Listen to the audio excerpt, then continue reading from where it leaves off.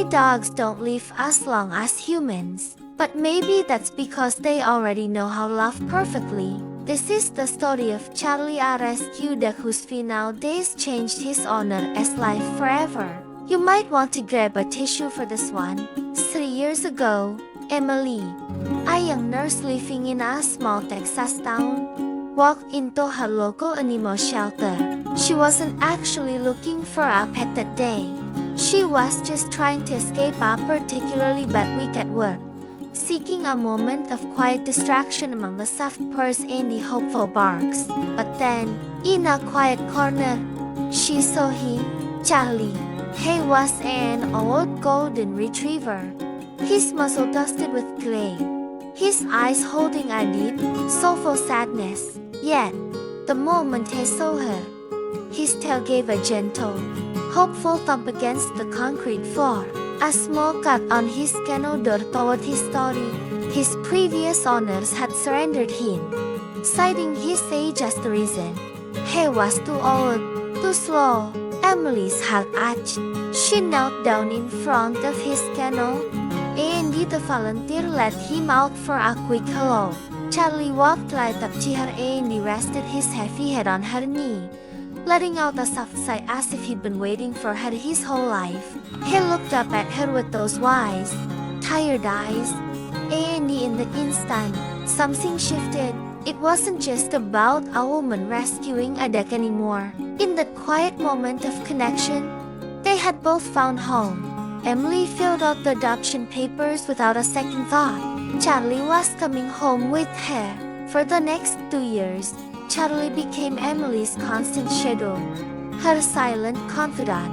Their days settled into a beautiful, comforting rhythm. Morning walks were their sacred ritual. A slow amble through the neighborhood as the sun came up. Charlie would sniff every interesting leaf and greet every neighbor, while Emily sipped her coffee, feeling a sense of peace she hadn't known in years. They went on long drives with the windows down, Charlie's ears flapping in the wind, a look of pure joy on his face. Movie nights were a staple, with Charlie curled up at her feet, his gentle snores a soothing soundtrack. He wasn't just a pet, he was a presence. Neighbors would often see them together and smile, calling them the inseparable duo. Emily would just laugh and say, "He's not just my dad, he's my therapy." And it was true. Charlie had an uncanny ability to know exactly what she needed. On days when she came home exhausted from a long night shift at the hospital, he would greet her not with demands for a walk, but with a quiet lean against her legs. He listened patiently to her stories of heartbreak and loneliness, offering a comforting nuzzle or a lick on the hand. He was the steady, unwavering laugh that helped her heal. Piece by piece, he taught her about simple joys, about living in the moment, and about the profound power of quiet companionship. But life, as it so often does, changes in the blink of an eye. One crisp autumn morning, the familiar routine was broken. Emily woke up and noticed the silence. Charlie hadn't gone up to greet her with his usual tail wags and happy grunts. She found him lying in his bed, his body trembling. His breathing was shallow and weak, and when he tried to stand, his legs gave out from under him. Panic seized Emily. She carefully lifted her best friend, wrapped him in his favorite blanket, and rushed him to the vet. The clinic felt cold and sterile, a stark contrast to the warmth of their home. After a series of tests, the veterinarian came in with a heavy look on his face. The words hit Emily like a physical blow. Congestive heart failure. It was advanced, and his old body was giving out. There was nothing they could do to fix it. Emily's world, which had felt so full and bright just hours before, suddenly froze. All she could do was nod, tears streaming down her face. She carried Charlie back to the car, holding him close, his small body feeling impossibly fragile. Back home, she laid him gently in his bed, whispering offer Andy offer. It's okay, buddy. It's okay. I'm right here. The world outside seemed to mourn with her as a cold rain began to fall, tapping against the window pane. The next morning, something remarkable happened. With a strength that seemed to come from pure willpower, Charlie slowly, painstakingly, stood up. He looked towards the front door. He's still giving one last weak wag. He wanted to go outside one last time. Emily understood. She carefully helped him up, supporting his frail body as they made their way to the park where they had so many happy memories. They walked to their favorite spot, a grand old oak tree that stood on a small hill overlooking the town. He sat down under the tree, leaning against its sturdy trunk. Andy looked out at the sky.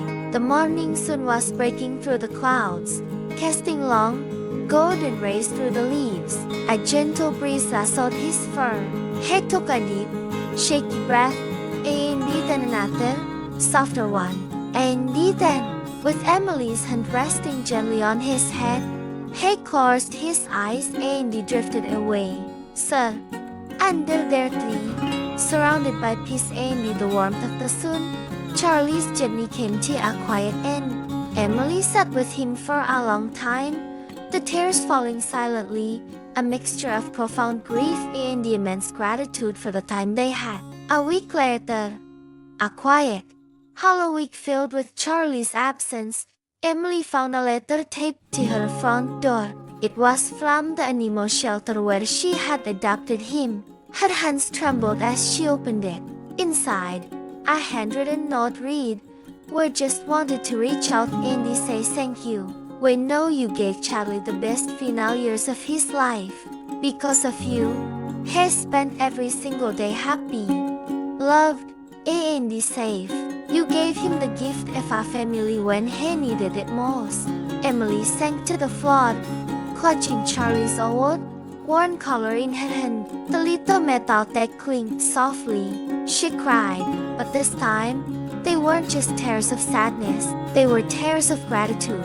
She looked at the empty space where his bed used to be and whispered, "No, Charlie, thank you. You were the one who gave me the gift." He hadn't just been a rescue, he had rescued her right back. Months passed. The sharp edges of grief slowly began to soften, leaving behind the warm glow of memories. The silence in her apartment was still sad, but it was no longer deafening. One sunny afternoon, on an impulse she couldn't explain, Emily found herself driving back to the animal shelter. She walked through the familiar doors, the sounds and the smells bringing a rush of emotion. And then she saw him. In the very same kennel where she had first met Charlie, sat a tiny, clumsy, golden retriever puppy, all oversized paws and floppy ears, looking at the world with wide, curious eyes. He tilted his little head and let out a soft yip. Emily walked over, a smile blooming on her face through her tears. She knelt down, and the puppy immediately started licking her hand, his tail a brood of joyous motion. It felt like a sign, a whisper from the past. "I think Charlie sent you." She sighed softly to the little ball of fur. That day, she walked out of the shelter not with a replacement for Charlie, but with a new chapter. She brought the puppy home, ready to start a new story of love, loss, and the incredible bond between a human and the adept. Dogs never really leave us. They just find a way to leave their paw prints on our hearts, forever changing our lives for the better. If this story touched you, share it with someone who understands the incredible life of a pet. And don't forget to subscribe for more true stories that celebrate the amazing animals in our lives. Thanks for watching.